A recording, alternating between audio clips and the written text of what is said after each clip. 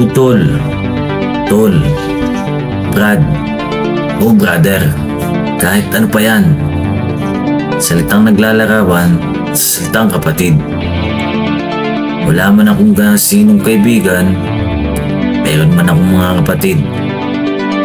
Di man perpekto ang samahan. Alam ko naman na wala kaming iwanan.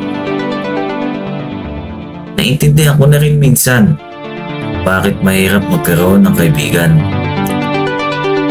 Kasi nga, mahirap na magtiwala. Di katulad ng kapatid.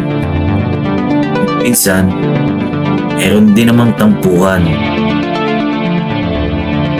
Minsan pa nga nauwi sa suntukan. Ano naman? Ganyan naman talaga magkakapatid. Yan magmahalan. Maswerte na rin ako dahil di man ako nagkaroon ng maraming kaibigan.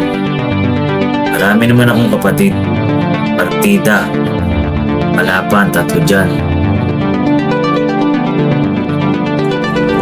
At kung may hilingin akong isang bagay sa Diyos, naway kahit na magkaroon kami ng mga sariling pamilya, ay sana walang magbabago sa aming samahan. At naway ulitin namin ang mga ganitong bagay, ang magbanding.